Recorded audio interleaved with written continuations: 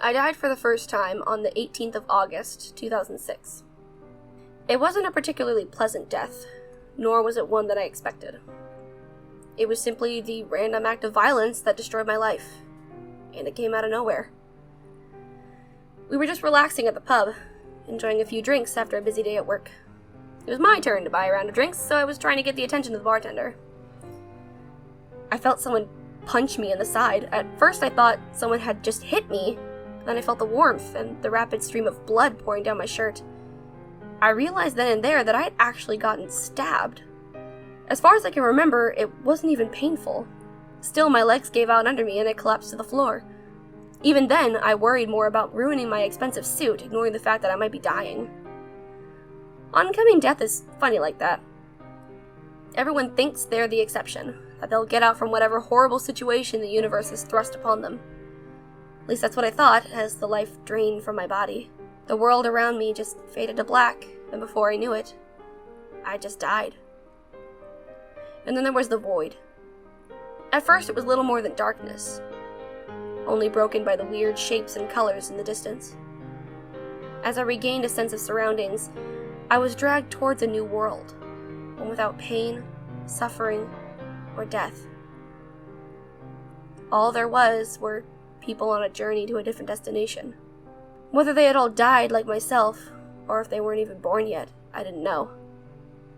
All I knew was that I wasn't afraid anymore. The worries, the anxiety, all my fears had been left behind.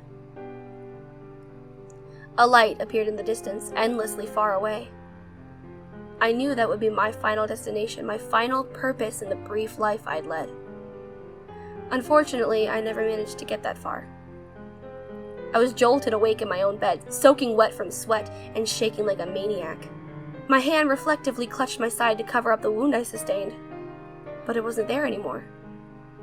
In fact, I didn't have a single scratch on me. Had it all been a dream? My phone lit up at the bedside table. I picked it up to find dozens of text messages and missed calls. "Hey man, we're at the pub. You coming or what?" The first message read, sent at 9:43 p.m. "Hey Rick, where the hell are you?"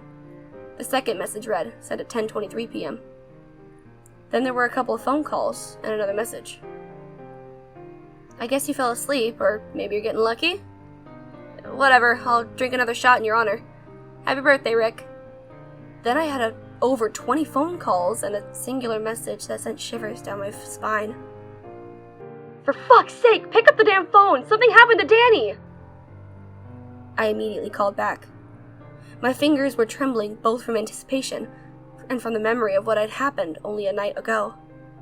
Even if my death had been a little more than a nightmare, I knew for sure that I'd met up some friends at the pub. The phone rang 3 times and then Jake picked up. "Rick? Is that you? Where the hell are you?" Jake asked with a panicked, tired voice. I don't know. What happened? I guess I fell asleep?" I half-asked, half-stated. "Danny got stabbed last night," Jake asked without listening to my explanations. "Stabbed? How?" "I don't know. Some nut job just walked up to him and stabbed him in the side." I almost dropped my phone in shock. Danny had been attacked just like myself in exactly the same place. 1,000 thoughts rushed through my mind, but worry quickly became my main concern. "Is he all right?" "He's still in surgery. They're only letting his wife know about—" "Wait, here she comes." Jake put his phone down, but I could still hear their muffled sounds of the discussion. Danny's wife seemed upset, but I couldn't make out the words. "Jake?" I asked. He's dead. Danny's dead." The next few moments turned into a blurry haze of information. We'd all known Danny since we were kids. Now he was just gone. The murderer never even made it out of the pub. Apparently he got shot by one of the patrons as he tried to attack another guest. Still, I couldn't shake the feeling that I was supposed to die that night. Regardless of what happened, time marched on without answers. Some of our coworkers quit after Danny's death, trying to hopelessly move on. I didn't blame them. I also needed some distance. I never even told them what I experienced that night. Wouldn't have helped them anyway. A year passed, and I hardly spoke to any of my friends. I started to get some semblance of normalcy in the wake of Danny's death, but all that would come to an end on the 18th of August, 2007. My birthday had arrived yet again, and I had absolutely no intention of celebrating it. Instead, I called in sick to work, bought a bottle of whiskey, and spent the day playing video games. By the time day had given away to night, I had almost finished the bottle. Even as a rather large guy, the alcohol had hit me hard. At around 9 o'clock, I just passed out in bed, waiting a horrible hangover in the morning. I only awoke around midnight, when I heard the front door forcefully break open, followed by footsteps and whispers. I tried to get up, still drowsy from the alcohol. As I took one step out of my bed, I slipped and came tumbling down onto the floor. It produced a massive crash, loud enough to alert whichever intruders had broke in. "Thought you said no one would be home," the man stated angrily. "Don't worry about it, I'll go deal with them." The footsteps moved quickly in my direction. I tried to lock the door, but they were too fast, kicking it open and knocking me back to the ground. A masked man entered my room, holding onto a gun. He only spoke a single sentence to me before pointing the weapon at me and pulling the trigger. "You should have stayed quiet." Unfortunately, this man was a horrible shot. He aimed at my head, but it hit me in the throat instead. There I lay, drowning in my own blood as I desperately gasped for air. I couldn't crawl away and I couldn't call for help. I died on my bedroom floor, on my own birthday, just as I had a year earlier. Once the light finally drained from my body, and the god-awful pain ceased, I was back in the world beyond. I walked through the same colorful dimension that lay just on the edges of life. I admired the shapes and colors as they passed. In the distance, I saw a tree, with branches stretching endlessly far from its trunk. From each branch dangled a person, real, but not existing in our world. I wanted to visit them, but that wasn't my destination. Because just like before, I would awake in my own bed, unharmed by the events of the previous night. My phone buzzed, and I was filled with unfathomable dread. I still couldn't quite believe it, but I started to understand that someone would take my place in death. "Hello? Rick, it's your dad. Your mother, she passed away last night." A lump formed in my throat. I knew what was coming next, but I had to ask. "How? What happened?" "Police say it was a burglary gone wrong. I don't know, I was working late. I should have been there." The discussion trailed off from there. My dad was distraught, could barely form coherent sentences. He blamed himself for not being there. But I knew the truth. It was my fault. During the next 2 months, he fell into deep depression. I couldn't blame him. He just lost the love of his life. I moved in with him, just to help him pick up the pieces. He put on a strong face, trying his best to keep the ship afloat. But I could tell how close he was to just breaking down. "If only I'd been there. It wasn't your fault, Dad. Had he been there, you might be gone too. You don't know that." But I did know, because the burglars weren't ever supposed to visit my parents' house. They were supposed to kill me. I had to come clean. I had to let them know the truth, but how could I? Half a year passed, and the secret ate at me. After everything that had happened, I still didn't know how to explain it. Still, I decided it was time to share my curse. "Dad, can we talk?" "Yeah, what's going on?" he asked with a worried expression on his face. He knew me well, and he could tell a heavy burden was weighing me down. I started by telling him about my first death, down to the smallest detail. Of course, it matched with everything the people had witnessed in the pub that night, even the location of the stab wound. I told him Danny had taken my place in death, and that I felt guilty. Naturally, he was skeptical at first. But then I told him about my mother. I didn't spare him any details. I told him where I'd gotten shot, and that the door had been broken down. There were 2 robbers. Every detail matched perfectly, down to the letter. "I'm so sorry, Dad. It was my fault. I killed her." He just sat there in silence, processing what I just told him. "It wasn't your fault." I was confused. There wasn't a single ounce of anger in his words, only overwhelming empathy. "How can you say that? She didn't have to die!" He mulled over his next words carefully before speaking. You didn't do anything wrong, Rick. It's just one about your life, and these things happen to you. I don't know why you've been brought back, or even how, but you're not to blame for what is done to you." "So you believe me?" I asked.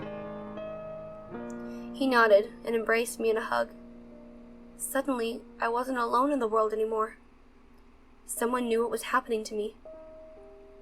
What if it happens again? Then we'll get through it together. He stood by these words, even as my next birthday rolled around. Death was more tame. I just slipped in the shower and broke my neck. The last thought that went through my mind as I left the world for the third time was, how fucking cliche. Once again, I awoke in my bed. I called out for my dad, making sure he was still alive, horrified that he might have taken my place. I couldn't even breathe until he came rushing to my side, asking what had happened. I broke my neck, but I'm fine, I think." It took a while before I figured out who had taken my place. Once I heard that my boss had died, something broke inside me. He was the kindest man I'd ever met, and just like myself, he'd slipped and broken his neck. That was the final straw. It wasn't some bizarre coincidence I could brush off, nor a premonition. I decided then and there that I couldn't live with the responsibility. I had to put a stop to it, even if it meant giving up my own life. I figured that if I took control over my fate, I killed myself outside of my own birthday, maybe I could prevent more people from dying. First, I left behind a long letter to my father, explaining why I'd chosen to leave. I couldn't face him in person. I knew he'd just try to talk me out of it, but it was something I had to do. I couldn't allow any more people to die on my behalf. Alas, fate is a fickle bitch. No matter how hard I tried, I just couldn't end my own life. I tried hanging, but the rope broke. Then I tried to shoot myself, but the gun jammed. When that failed, I tried to drive my car into a tree, but I somehow survived that as well. Any attempt was met with failure. All I could do was wait for my next birthday and let someone die in my place. No matter how many times I tried, I couldn't die. I was a slave to destiny, and it was destroying me. In 2009, I was hit by a drunk driver, and my girlfriend took my place. In 2010, I drowned, and my neighbor had to go through that death. In 2011, I died from a brain aneurysm, which ended up killing my aunt. So on, and so on. Each year I'd die, and a person close to me would take my place. I kept trying to find a way out, but fate wouldn't have it. Years went by, and on the 18th of August, 2019, I would die for the 14th time. I'd already fallen sick a week earlier, much to the doctor's confusion. According to each and every laboratory value, I was fine, and yet I kept getting sicker. My father and I both knew my time was near, but I also knew I'd be forcefully brought back. Then at midnight on my birthday, my heart just gave out. I was jolted awake in my own bed, and the sickness was little more than a distant memory. "Dad?" I called out. No response. I got out of bed and called his name again. I was met with silence. I didn't have to call out a third time. I already knew what had happened. I carefully walked into his room, horrified at what I knew would come. He was dead. Just gone from a heart attack. He'd taken my place, and I could do nothing to save him. The funeral came and went in a blur. The only noticeable thing was the missing seats from people who had passed before him. Some of them had lived their own lives, died as nature intended, but a number of them were supposed to live on. Instead, they'd just taken my place in death. I inherited a number of things from my father. Among them, I found a letter addressed to me. It looked rather worn, so I could tell he'd written it a long time ago. "Dear Richard, today is your birthday, and it has officially been a year since your mother passed. While I miss her greatly, I'm thankful to still have you around. I know that if she was given the choice, she would want you to live. I feel the same way. We both know that I might one day take your place, in death. Never doubt that I would happily give my life, if it means that you may live. You didn't choose your curse. So never blame yourself. Just do what every person is supposed to. Appreciate the people around you, because you never know which day might be their last. I love you, Dad. Since I read that letter, I've been looking for a way out. My father might want me to stay behind, but how can I live on knowing that I'm taking someone's place? I've long since left town, living by myself in a cabin somewhere away from people. Hopefully, if I have no one left that cares for me, people will stop dying. At least until I can figure out how to not only die, but to actually stay dead. I'm sorry.